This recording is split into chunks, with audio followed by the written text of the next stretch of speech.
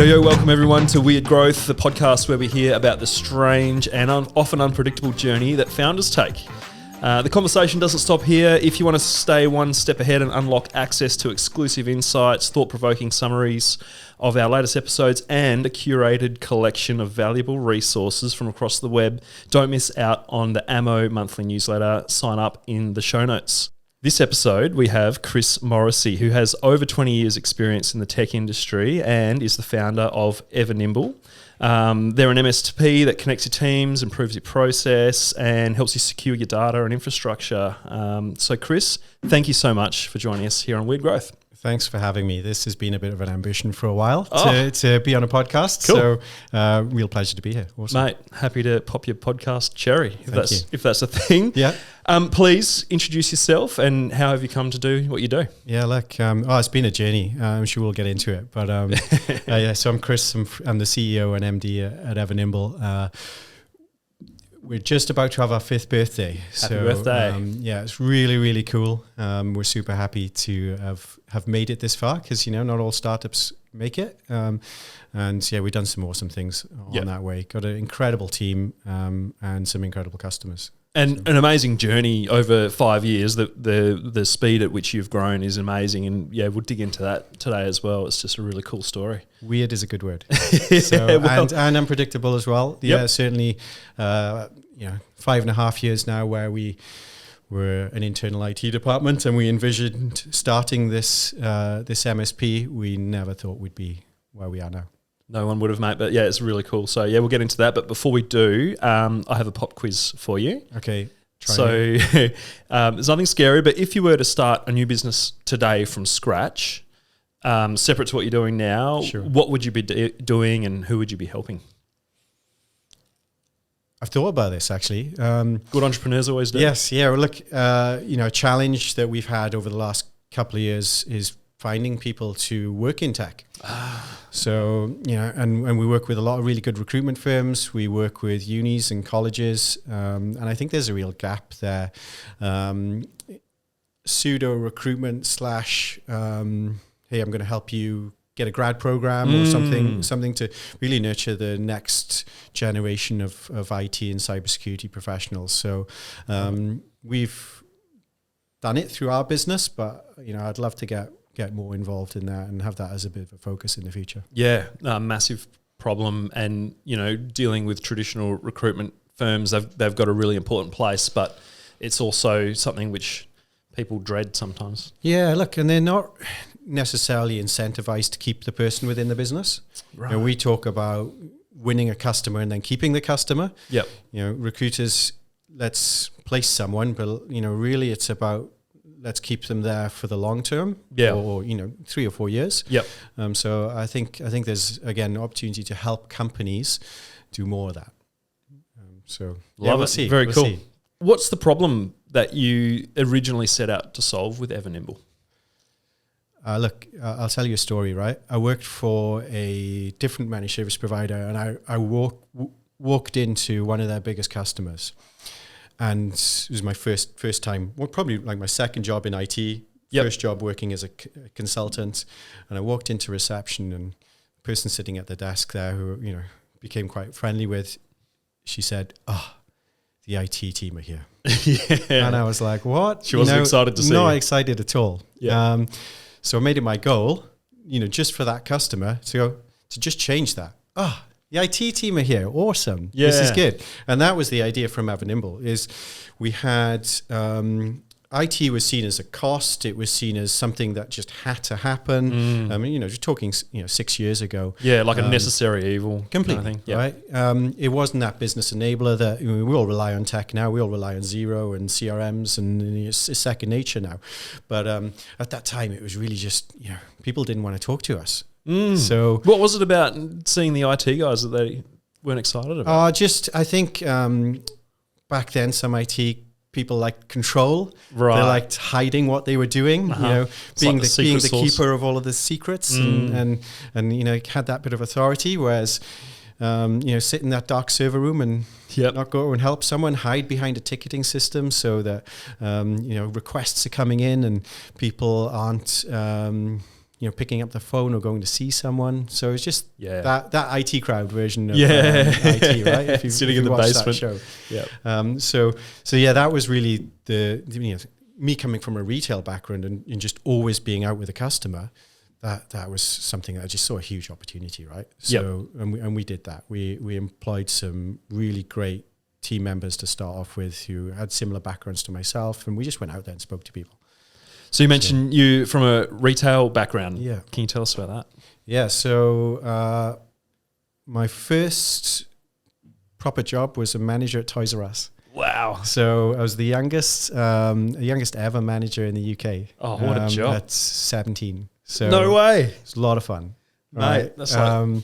and yes, we did get to play with the toys. We did get to do product demos and that sort of stuff. So that was cool. And that taught me a lot, right? It was really, over Christmas, we'd hire hundreds of staff, and, as a 17, 18-year-old getting involved in Toys R Us's sales must just absolutely peak in that lead up to December. Yeah. Oh yeah. Like just, that's just time. And very quiet throughout the rest of the year. Yeah. One of the reasons why the UK business doesn't exist anymore is just servicing that. Just seasonal. What else does working in a big franchise type, retail? I mean, my first job was at Macca's. What else does that teach young people, do you think? What is that? Incredible process. Yeah. And the big, those big franchises are awesome at it. Macca's particularly, right? Things are organized to the second. Right. So you really get a good understanding of what works really well, how to scale, and it's and good management fundamentals as well.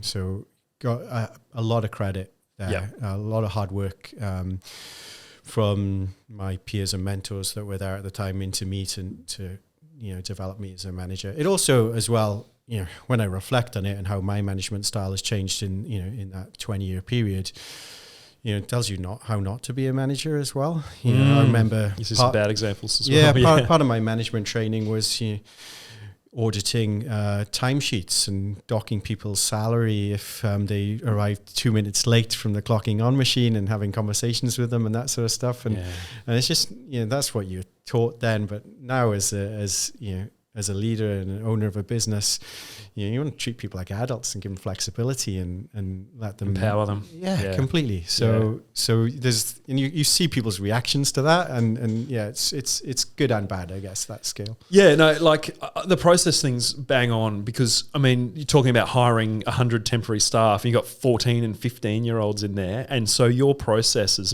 will have to be absolutely watertight in order to help those kids do their job in a way which still creates the outcome for the customer, but give them that flexibility to still be human as well. Yeah, that's right. And quickly as well. You have to get people to be effective within days. Right. Yeah. So it's such a good lesson for business. And then I think the other aspect that I got, at least from Macca's, was just that dealing with Joe Public and the 10% of people who are fuckwits. Yeah. And it's just so character building, and gives you just that confidence and understanding of humanity in a way as well. When you're that young, be thrown in the deep end with idiots and having to deal with irrational customers, it's a great life skill. Completely. Yeah. And a great life skill for an IT professional as well. Not that we have to deal with, I guess there's a different appreciation for you when you're not dealing with, in the general public. But, there aren't many industries where people typically call you with a problem all of the time. Yes, we get really excited when we can help a customer implement a CRM or help a customer with a cloud migration. But our help desk deal with problems. Something's not working, I'm going to call you and we're going to help fix it. So, those skills are invaluable. Diffusing that situation. So, and that's sort of like the trope, right? Is the IT professional doesn't have people skills, and the person with people skills doesn't have IT skills. So, how have you addressed that? I know people's a really important part of your business. How do you? Completely. Yeah. How do you find that balance? We really value different skills. So diversity is one of our core values, and that's about looking at attracting people to our business from different backgrounds. So that could be a retail career. Two of our, or three, of our successful team leaders and managers actually from EB Games. Oh, amazing. So they spent, 5 to 10 years there doing their store managers and learning that skill set, and they've gone on to be incredible IT and cybersecurity professionals because we've highlighted that. Yep. We just had someone join us from a big food retailer. Spent 15 years there on the deli counter. Wow. He is now absolutely smashing our customers' feedback stats. Every day, this is his first job in IT, right? Amazing. Every day he's getting comments from our customers saying, really love working with him. This is awesome. And he gets it, right? So it is harder to train that customer service skill than it is actually technical. So we've got that technical training down to a process. Yep. You log into our e-learning platform, study this. Within 6 months, you're up to speed. But yep. that customer bit, it's pretty hard to change someone's personality. And if someone's a natural people person, but they've also got that attitude that they want to learn and upskill in the technical side of things, then that's probably the better way to go than rather than hiring for the technical skills and trying to change someone's worldview of how to deal with customers, I suppose. Completely. Yeah. But at the same time, you do still have to recognize that not everyone is going to have that sort of customer service approach. Yep. So within our business, we've really created two paths. Yep. We've created the highly sort of customer focused role and then a highly technical role. So yep. if someone never wants to speak to customers and wants to deal with Microsoft Azure all day long and some automation and some really cool scripting, they can do that. Yeah, and they're enough. Rewarded for that as well. It's like Macca's. You've got the front of house staff, and then you got the burger makers out the back. Exactly that. And you know where to put the burger makers. Yeah, nice. You also mentioned, so you're originally obviously from Wales. Yes. That one of your jobs after Toys R Us was in a gaming company. Yeah, that's right. Tell us about that. Yeah, that was awesome. And worked really hard there and had lots of fun. So working for Game Digital, similar to EB Games, I guess. Okay. UK's biggest video games retailer and esports company now. Loved working there. Worked my way up to be ops manager for one of their brands. So I was responsible for sort of like 250 stores and the workload that went into them from a sort of planning and organizational perspective. So it taught me loads because you make what you can think is a micro change and something small, and all of a sudden it has a huge impact to the business. Hours and hours of time can be spent on a mistake that I made. Interesting. So it was really, really challenging. Do you have any mistakes that spring to mind? Look, we I just remember pushing a load of price changes to all of the stores, and then there was a training initiative happening at the same time, and we just had all these phone calls come up saying, why are you giving us all this extra workload? That was one. So in a big organisation, there's just so much more complexity, and it's difficult to foresee what those small changes might impact. Look, I was one of my jobs there was to write the operations manual, and the thing was like 300 pages long. And I just, looking back at that, how do you learn all that? How do you know it sounds all impossible to know. Yeah. So again, that's another thing where my perceptions changed a little bit on management, and sort of having Nimble is more around values-based management and empowering team members to make their own decisions with our values underpinning that process, rather than saying, hey, go to this page in manual 10 and that'll tell you exactly what to do. Yep. We still have a little bit of that for some of our cyber controls that are obviously quite complex, but we want to empower that. But that's something, in the bigger retailers we never did. It was, you were a good manager if you followed what was in black and white. Yep, you're a robot. Yeah. How did you make the leap then to IT? Yeah, look, it was something that I always wanted to do. From a young age, I was in computer club at school. Yeah, a bit of a tech nerd. Yeah, and like the opportunity in Swansea, particularly where I'm from, wasn't great. IT support roles. If you jump onto Seek at the moment, you might find a couple of hundred IT support roles in Perth. Yeah, I'm talking like one every 3 months, and then hundreds of people would apply in Swansea. So wow, really, really tough. To make a career out of it then, and talking 10, 15 years ago.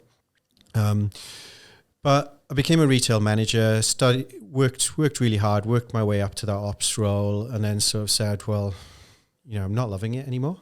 Yeah. I want to actually have a skill in addition to management. So this is my dad actually. He was a college lecturer at the time, and he said, look, this college has got, you can come in and do a day a week, get your computer degree and go with it. So I did that. I worked 5 days a week in the retail job, then did 8 a.m. till 8 p.m. in college on a Thursday, and studied for 3 years and did really, really well. I think because I was a mature student, I had a better appreciation for. You do, don't you? Yeah, I was a mature age student as well. Yeah. So I'd done all the going out on a Friday night side of stuff, and I was just really focused on getting that qualification. Yeah. So that was the important stepping stone, and then once I graduated, couldn't get a job. You were one of the 100 applicants for one job every 3 months. With 10 years experience, didn't have any technical experience, 10 years management experience, no tech experience, just really struggled. Had a few interviews based on that management experience, but couldn't get a job. And then I had an opportunity to move to Australia. So my wife had a visa and came out with her. Landed, applied for some jobs. Within 3 days, got my first IT gig in a retailer, actually. Oh wow! So Neil, my first sort of IT manager there, sort of recognized that retail skill and said, let's give Chris a chance. And that was 12 years ago. Love it. For those who probably don't know the industry quite as well, can you explain what an MSP is and what the sort of services are and why people hire them? Yeah, the MSP, managed service provider, it makes no sense because we could provide any service. Right. So I don't actually understand why we're called MSPs. So there's so many 3-letter acronyms in this industry. That's right. We're an outsourced IT department. Yep. So for small to medium business, typically where you don't have someone in-house doing your IT, you come to a service provider like Nimble, and then we'll provide that traditional help desk IT support right through to helping people with cloud migrations, or it says a real focus for us is helping secure their businesses. We've always done that for the past 5 years, obviously with Australia in particular, some of the breaches that have happened over the last year or so. Cyber is a growing concern for businesses, so we help secure data and look after our customers. It's amazing with security, as you were saying, like a few years ago, it just wasn't really a front of mind issue, and the industry, the IT and the cyber industry was banging on like it's important. You've got to be proactive. You've got to get ahead of this, but it does take some high profile disasters basically to help everyone click into how important this is. It's just funny that security is one of those things that you don't need until you need it, or until you sort of really start to feel the burn from it. So that's right. And we do a little bit of incident response. So non-Nimble customers will call us because they've had a security incident. I typically get involved in those, and it's not the best time to be invited into a business. There's a lot of stress and different levers pulling the business owners in different directions. And it's not just actually technology, it's legal or PR or all of these sort of things that are going on that happened inside of the business. That a pretty existential thing that happens in a business. And it happens in Perth, right? I get called in a couple of times a month. Wow. So you don't think it will happen until it happens. What would you say to business owners who don't think it's as important to invest in cyber? Talk to some of your peers, talk to them about what they're doing, get real life examples and stories of things that have happened. Because you don't quite believe it until you've actually spoken to someone who's gone through it. And you realize that disruption it's had to their business. Yeah, it's a bit like becoming a parent for the first time. You don't know the quantum of it until it happens to you. The difference with becoming a parent, and this is, I feel this is, there's a switch, right? When baby's on its way, everyone's like, it's great, it's amazing, everyone should be a parent. And then once you've had the kid and you talk to other parents, it's like, oh, it's really hard work. Welcome to the cult. Yeah. So with IT, with cyber, at least we're saying, yeah, do it now. It's really bad. And don't get breached. Yeah, we're not lulling you into a false sense of security for That's the right. future of humanity. Yeah. How did you reach your very first customers at Nimble? And happy birthday for 5 years. Thank you. But 5 years ago, how did you reach your first 5 customers? The first customer was actually the company I worked for. Yeah. So CSA Global, we were a small IT department. So I actually left consulting and said, right, I'm going to do internal IT for a little bit to learn that. So I became an IT manager at CSA. Was lucky enough to work with the managing director there, Jeff, who's very entrepreneurial. So got that sense from my interview, which was awesome. We became the IT department. We were sort of actually finding it really hard to be an IT department. So the level of complexity that international company was at, we just couldn't support them to a rate that they were growing at. So we were like, well, how do we do this? We start an MSP. Yeah, because your own MSP. Yeah, if we can scale our MSP to keep up with the growth of CSA and then do a bit of work for extra clients and maybe make IT not an overhead, it's actually a revenue driving part of the business, that could work. So we did it. We said, right, we're going to take the IT department, we're going to spin it out. I stopped being IT manager and became the outsourced IT manager. And CSA was our number one client. So we charged them a reasonable fee per month.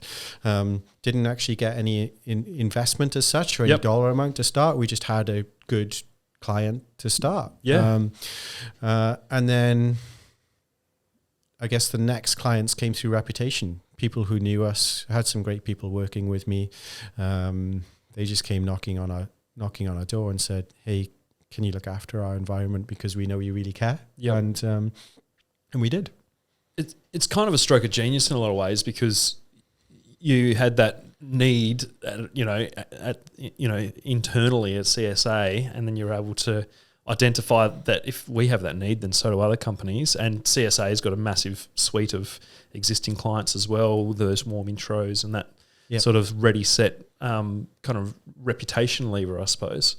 So, it was really, really clever what you and Jeff built there early on. That's very cool. Yeah, we were super lucky. Some really amazing projects sort of landed in the first year through that reputation and those customers. And so, how did it grow from there? So, there's a certain size, I suppose, that CSA needed you to be to achieve what they needed. And then, what was the point where you sort of said, "Hey, we're onto something here. We can take this to the next level"? Good question. I think it was sort of a gradual thing over the first year and a half, 2 years. It was probably winning our sort of the second client that was the same size as CSA. Right. Okay. So we picked up some smaller customers that were very supplementary. They might be a mining client or worked in the same industry, mining services. But then we through a CSA contact, two people bumped into each other as you do in Perth and said, hey, we've got an IT startup that you might want to talk to. That other business was very entrepreneurial, actually a physiotherapy company in Perth, so far away from mining. But really, they embraced what we did. Their COO and CFO really made us part of their business and valued tech and we helped them to scale. They actually just were acquired by a huge company, and we were part of that journey, and it was awesome. But working with them for the first time, that sort of said, right, other people value us outside of CSA, and we're onto something. And we were also talking about cyber really early on. So people were coming to us because we were good at cybersecurity, and we had that strong reputation there, and they valued it. Which, going back to what we were saying earlier, not everyone is on that. Not everyone values cyber just yet. Yeah, absolutely. I guess let's circle back to cyber again, because I think there's a lot of sort of haziness or uncertainty about what it actually means. And is it antivirus? Is it having good password protection?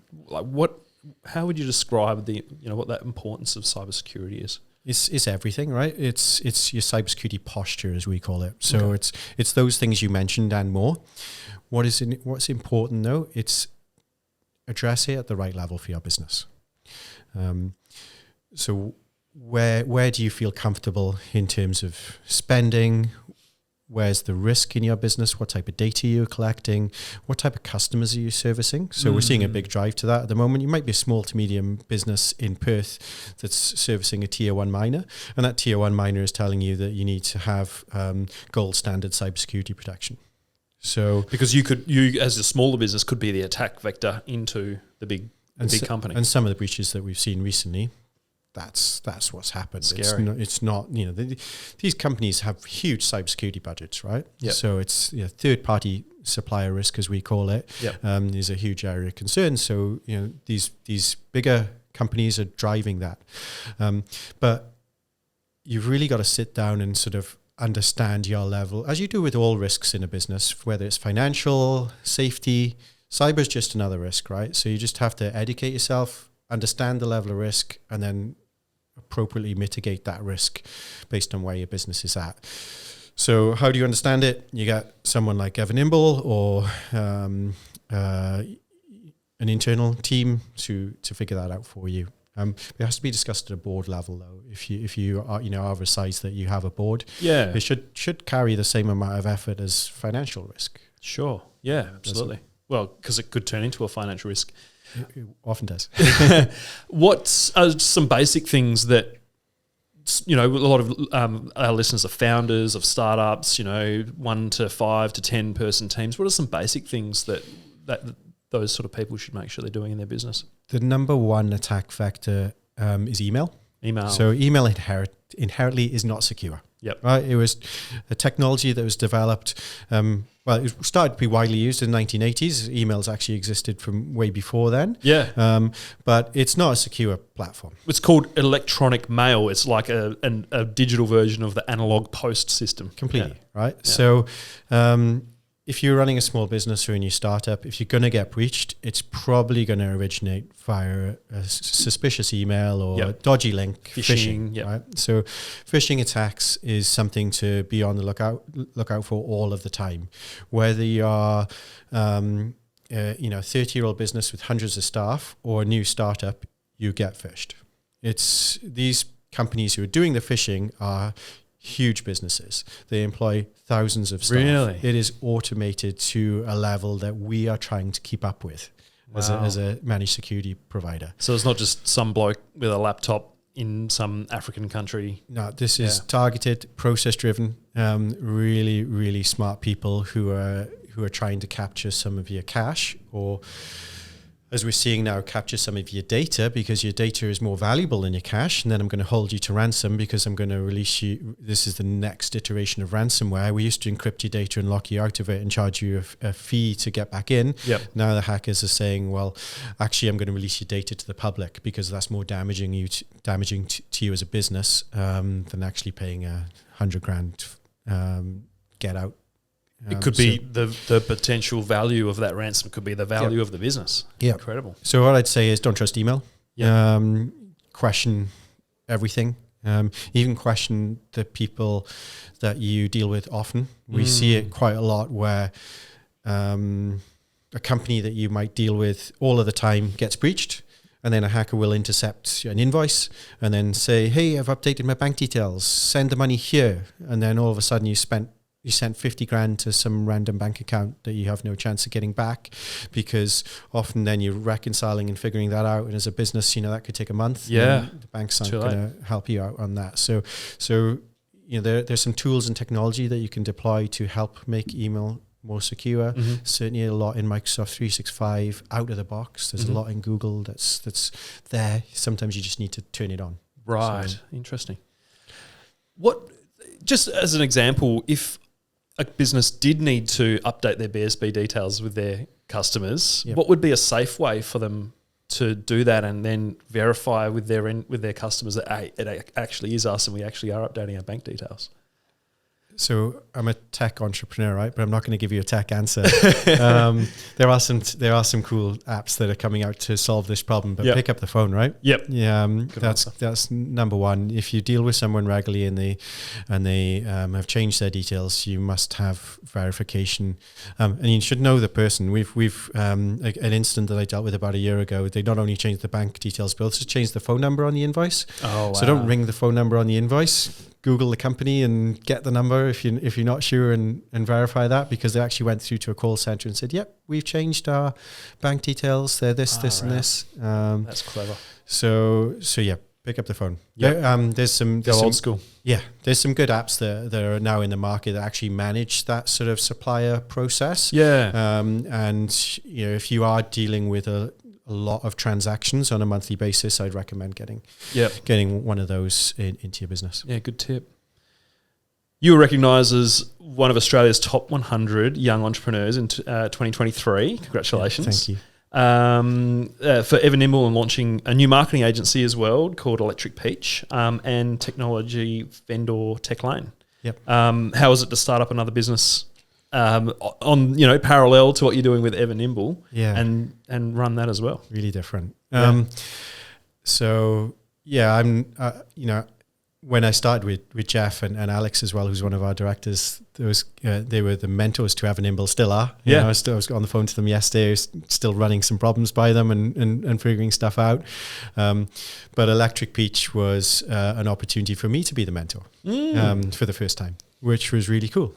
So we started sort of, again, Gabby, who's our CEO there, she was doing a lot of the work for Ever Nimble. As we had, a lot of our customers think because we're in tech, we can do everything in tech. Yeah. So we always call the tech guys about our AdWords account or whatever. That's right. Yeah. We always had those questions. Can you do SEO? Or can you do? Can you make a website for us? And no, that's not a skill, but it certainly was Gabby's. So we identified, this is an in-house cost. Let's try and create a business around it. So going really well. They got 4 team members now working on some awesome clients and some cool projects and done some amazing work for Ever Nimble as well. So it's lovely.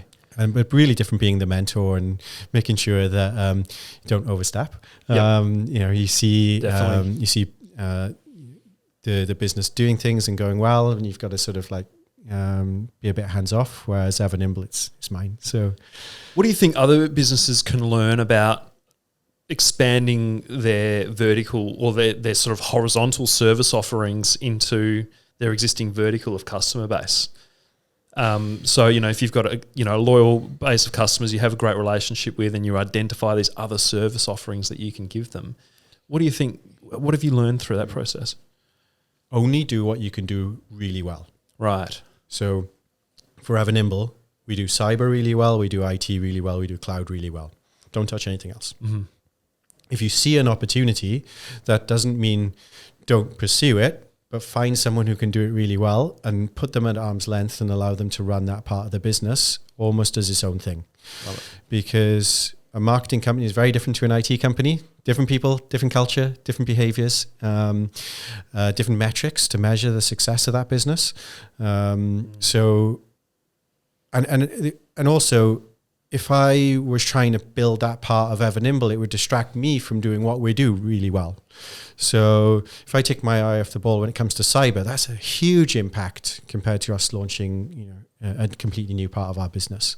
Makes sense. So chase it, but get good people to sort of run it for you. And separate that out from your core business. Yeah. That's got to be something which is arm's length. Yeah. Yeah, completely. And look, it gives opportunity as well, right? It gives, everyone wants to be, an owner of their own business and, start something new, and it's exciting. Try it. It's good. What is it about Ever Nimble that has led to your rapid growth? I mean, you said that you've got a team of 20 now in Swansea, plus the team that you have here. You've doubled the headcount in the past 12 months. Yeah. What is it about what you've created that's led to the rapid growth? People. 100% are people. Back from my Toys R Us days, I learned how getting a good team around you is really important. Recruiting the right people is really important. My number one KPI is to hire, retain, train people in our business, and get people you enjoy working with and you trust, and you can leave them do their own things and leave them make their own decisions. We've been super lucky, We've you make your own luck there, Chris. Yeah, we do, but also there's been some people have been invested in us, and we've been invested in them. A personal goal for me, some of the wider founding team of Nimble, so those who started with us, I really want to make sure that they get to a stage where early on in their lives they can pay off their mortgages, right? And that's something that's always cool in the back of my mind. Is we want and we talk about that and talk about how we're going to achieve that for them, and making sure that they're looked after and progressed, and we just got some amazing people in the business. It's just we really care about progressing people through and creating opportunity. So that's the definition. That's sort of like the technical definition of a high performing team, is when the team members are each deeply invested in the success of the person sitting next to them. Yeah. And if you can have, it's almost like a self-fulfilling, like, perpetual emotion engine when that happens, because everyone's trying to improve and help the other person get better, and it lifts the entire team. That's right. Where we really had to think about it, though, was the structure of our business. So the problem with having lots of high-performing people is you have lots of high-performing people and they all want to succeed and do really, really well. Yeah. So we had to create lots of leadership positions and lots of lead engineer positions within the company, so that we could have these specialists excel and really do what they want and own what they had in the business. So we created lots of small specialist teams, which is a really different structure compared to 90% of the competitors that we know about. The big top-down model. Yeah, completely. Yeah. So we've got 26 people out of 75 who would consider in a leadership role. Wow. And some of those have come straight out of college or been with us for 2 years. But hey, we created opportunity for them, and it works. But fundamentally, our company is structured really different to support that growth of those individuals. Well done for doing that. What's the process for identifying good people? I mean, it sounds lovely, but how do you? I mean, it must be hard work to find the needle in the haystack, I suppose. Yeah, it is. It's a big focus for us, and certainly doubling our headcount last year. When I wrote that as a KPI for myself, I thought, that's daunting. Is that one that we're going to hit? So it's a series of things, right? It's building your reputation in the market so people come to you. And I think for the first time, over the last 6 months, I think we've really done that. So that's that employer value proposition or employee value proposition. You're actually marketing to your potential pool of candidates. Completely. How do you do that? Well, build up your culture internally so that your team do it for you. And then in 2022, we got awarded Great Place to Work from the Great Place to Work company. And then in 2023, we got Best Place to Work in Tech in Australia. Amazing. So top 20. Right. Yep. So really worked with the guys there to understand, what actually does make a best place to work or a great place to work. And then made sure that we instilled that sort of level of culture within our business. So, brilliant. And then people I'm inundated with LinkedIn requests and messages and emails, and our careers page on our website is by far the most hit page. Wow. So not too many Seek ads for you then? No, we don't. How good's that? No, we and I guess that's it. Yeah, we very rarely go out to market. We have a pool of people we want to talk to. The other thing as well that that's done really well for us is we've spoken to people. We might not have been in a position to hire them right away, but we've always sort of kept in contact with them. Yeah. I'm a great believer in getting the right person in the right place at the right time. Yep. So we've been lucky enough to speak to someone a year ago, and then business has grown, or we've created a new team. So guess what? You can come join us now, and they do. So how good's that? Timing's everything when it comes to that. And some of our leadership team and technical experts we've wanted to hire for years, and lucky enough the business has grown to support bringing them on board. It's just as important as your sales process, essentially. Completely. Yeah. Well, look, people will bring in sales, they'll bring in customers, they'll and look, I look at our industry as well, and going back to why we started Nimble, burnout is a real thing in IT support. It's probably you talk to potential candidates who are other MSPs, and it's a huge issue. Yeah. So we really wanted to make sure that we were attracting people and not burning out, not burning them out. So structuring the business again in the right way. It's a pretty competitive market, MSPs, and it's also interesting that there's not, in Australia at least, like an obvious major player. There's a lot of smaller players, kind of like maybe accounting firms at the mid-level anyway, which is really interesting. What are you doing at Nimble to stand out, and what is it that customers come to you? Like, why do they initially come to you? Yeah, you're completely right. It's I think we have in Perth something like 2,500 competitors. Some of those ranging from 1 or 2 staff. Yep. I think the biggest one in the SMB market is about 100 staff, and not many above 20. Yeah. So you're completely right. What we try and do to stand out is have a really, the IT team are here, so we're a very approachable business. So you can call us and talk to us about anything, not just IT. And then we're very strong in cyber. And we also have, we did, this made a difference during COVID, right?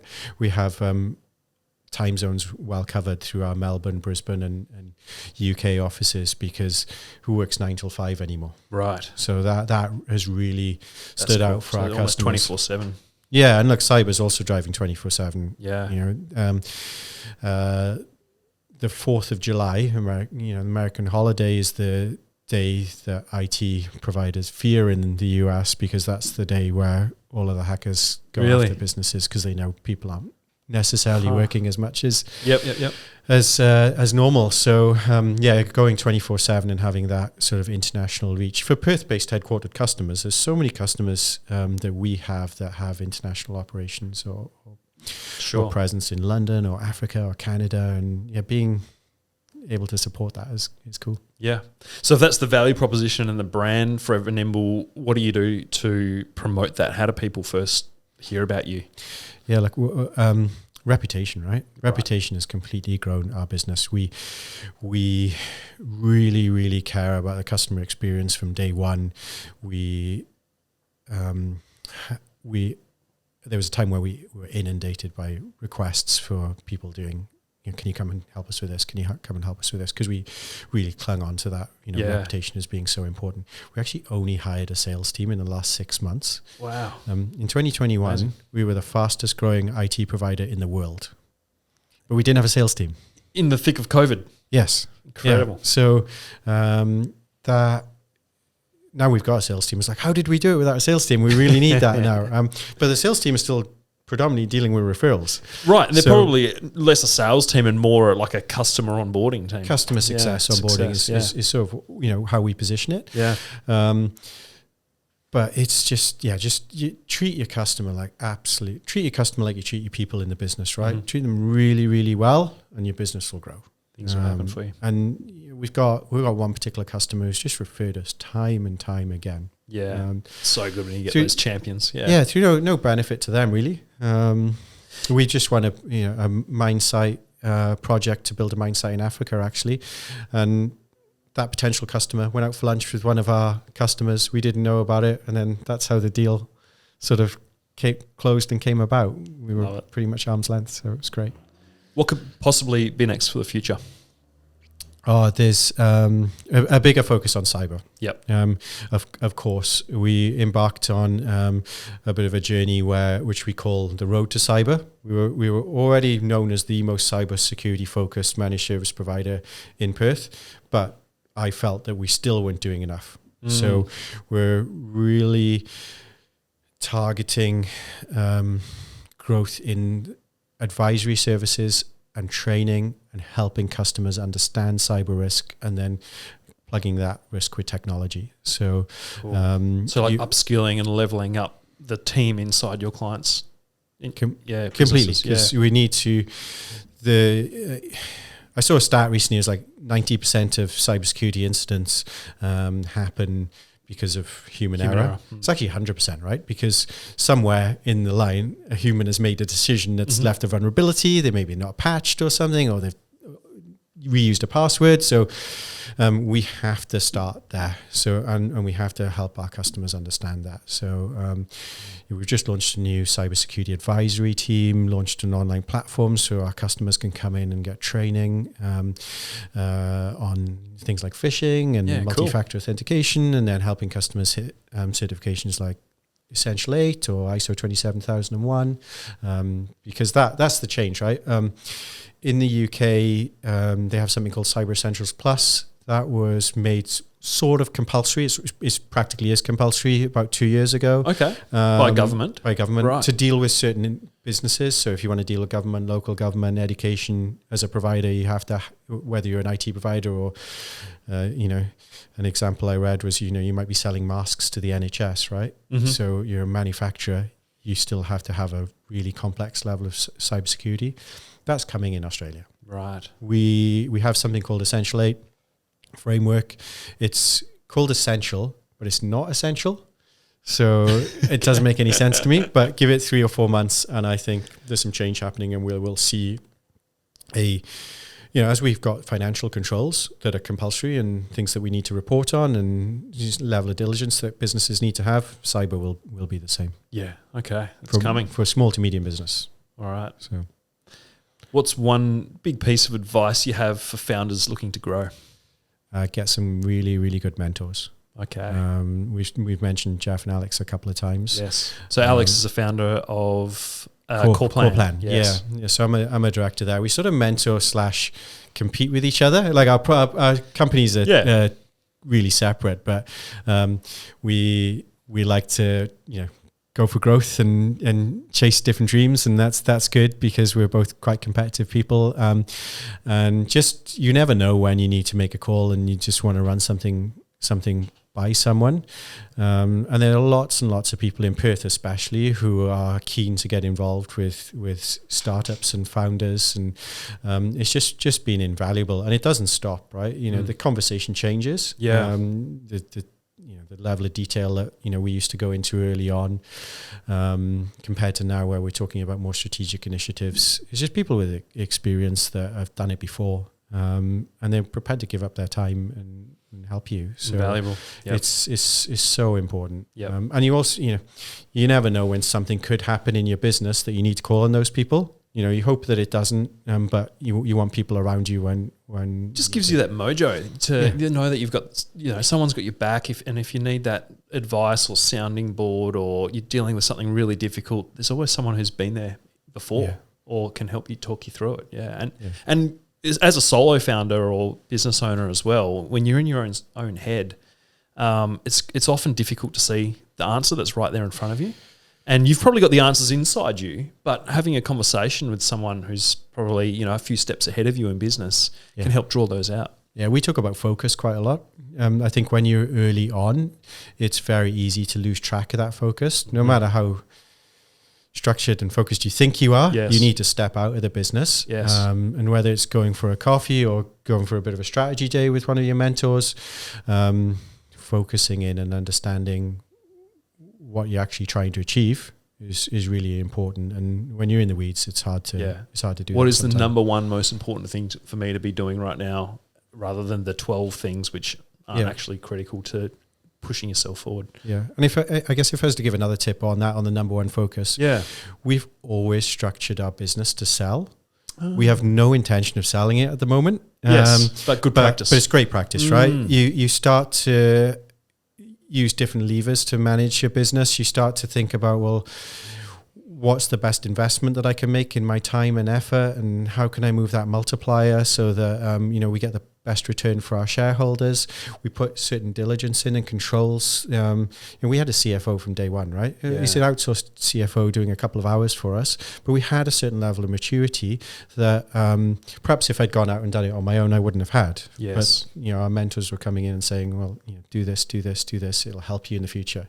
And it's helped us. We made much better decisions with that in mind, because we're structured for that sale that might never happen. It's just excellent business hygiene in general. Completely. Because at any point or at least you've created that artificial model to think about the way that you're running your business, that an investor could come in tomorrow and we want to be ready. Yeah, love it. Yeah, very cool. Love that. All right, mate. Last thing that we do here on Weird Growth is show and tell time. Yep. Which is where we ask, what's your favorite gadget, tool, app, book, or anything that's changing your life at the moment that you couldn't live without? Yeah, wow. That is an awesome question, because as you can imagine, I'm well into my tech. I bet you are. I know you are. I have just done like complete home automation. Oh, but in what system? Pixie. Okay. So really cool. Renovated the house. That was my part of the project that really wanted to do. Yeah. It's working quite well. Cool. So we've got some cool things happening where you walk and hit one of my cameras at the front of the house, and it turns on lights within the living room and in the garden and all that sort of stuff. Nice. So I'm having loads of fun in that. It can be a real time sap though. You're working out lots of pointless things. Yeah, all those little rules and to do automations. Yeah, yeah. But that's super fun part of what I'm doing at home, and then making sure it's secure, making sure no one's going to hack my lights or anything like that, which I've heard some horror stories about as well. There was this, I have to find the name of this movie from the 70s where it was like, a vision of the future of what would happen if you had a fully automated home, and the home kind of like turned against the occupants. Yeah. And there was like a scene where like someone was in the shower and the hot water like got turned up to boiling, and then all these like bad things started happening to the house. It was like HAL 9000 taking over someone's... Yeah, well, this is the whole AI discussion about whether AI will... Terminator. What's your view on that? Look, I think as the people who are producing the AI and people who know how to use it are going to do really, really well out of it. I think, the level of controls that we'll put in it is just going to... The advancements and improvements are going to far outweigh the negatives. Absolutely. Right, we're already putting it to use for medical research. So it would be silly not to embrace it. But let's have some controls and security around it. Just announced that ChatGPT was breached overnight. So didn't hear that. Yeah. So wow. I think it was 100,000 passwords leaked on the dark web. Okay. So we need to be careful about what sort of information we're feeding into those systems, as we protect our data, right? Yes. I mean, the Samsung example is the classic one. Don't feed private customer data into a public system which you don't control. Yeah. Yep. There's some really interesting things that I saw that Box is doing as cloud storage, being able to access your internal company data and utilize that through AI and interrogate your own proprietary data. I think that's going to be some of the really powerful things that come out of it. It is, yes. That sort of tech has been around for a little while, but only available to the enterprise. Okay. So I'm really keen to see how someone like Box can use it in the SMB. Yep. And we, Nimble are going to get behind that, and something anything that we can pull from data to make better business decisions is a good thing, right? Absolutely. Yeah, and just take away some of the grind of white collar work. I mean, that's the amazing thing. I think this has been the revelation for a lot of people with this stuff is I don't need to sit there for an hour and write a letter, which can be done in 30 seconds to 80% quality and then polished up, and it takes me 5 minutes to actually achieve something which doesn't need to be a time sink, so I can spend more time on doing the things that I'm great at. Yeah, that's right. That's the exciting thing about it. Yeah, we've done some cool stuff with our help desk. Already have some AI helping our team craft responses to our customers. Brilliant. So that's just where it starts, right? People are always going to need to have that human connection, though. There was a really interesting study. There was a psychology, like an online psych counselling service in the US, and they have tens of thousands of conversations with patients every day. Yeah. Don't know if you heard this story, but they ran a test where half of the counsellors, out of a cohort of 10,000, 5,000 used ChatGPT to assist with their answers, and then the control group of 5,000 didn't. And then they measured the actual results with the patients after their conversations, and those that had the counsellor assisted by ChatGPT had a 50% uplift in the outcomes of how they were feeling after the conversation compared to the control group. Yeah. But then when they were told afterwards that actually these counsellors were using ChatGPT, they had a 50% reduction in the so it ended up sort of even. Yeah. And so, like, I guess the takeaway there is, because in that situation, really the power of a counselling session is that ability to be having a conversation and connecting with another human, talking about your problems, getting it out, and having some emotional labour almost on the other side. And if it didn't feel like that was happening, even though the results were so much better and it was just text, it was the perception of the outcome. And I think that's going to become even more important, I think, is that human connection and the service side of things. Yeah, we see it, right? If we, I remember speaking to a customer and saying, hey, look, if I don't know the answer, I'm going to Google it. And they were like, what? You can't Google it? I'm not paying you to Google. Yeah. And I was like, well, this is how we figure out things and problem solve. And, AI is just going to be a version of that. But again, the people will be the interface there. So it's just a tool that we're going to be able to use to make better decisions and inform our customers quickly and more efficiently. Hope we don't lose that human interaction. Yeah, I just don't think human nature is going to change. And, lawyers and accountants and those sort of professionals who give advice, who are nervous about this, I would just be comforted by the fact that it's still human nature to want to connect with another person and trust their advice. Completely. But I think those in those professions who use it are going to do well. Right. So embrace it. And understand how to use it properly. And make it part of your day-to-day. Because if you're still spending 90% of your time typing up letters and things, your competitor's going to come along and go quicker. Eat your lunch. Yes. Hang on. Chris, this has been awesome, mate. Thank you so much for being on Weird Growth. What's the final plug if anyone wants to learn more about Nimble and the other things that you're involved in? Hey, look, if you've got a question about cyber or IT, reach out to me on LinkedIn. Cool. Love LinkedIn, great platform. And if you're an IT professional out there, it's probably a great person to connect with as well as Chris on LinkedIn. We'll put your link in the show notes. Completely. Thanks, mate. Awesome. Thank you so much for being on Weird Growth. Really great chat. Learned heaps. And thank you all for being out there listening to Weird Growth. Please do subscribe if you're listening on Apple Podcasts, on YouTube. Please leave a review. If you're watching on Spotify as well, you should be able to see the video. If you're listening, you might not notice, but there are 2 camera angles and there's an excellent looking Chris and the ordinary looking me on the other end of the camera. So, get involved, leave a comment, have a like. But until next time, I've been Cam Sinclair. This is Weird Growth. Bye-bye.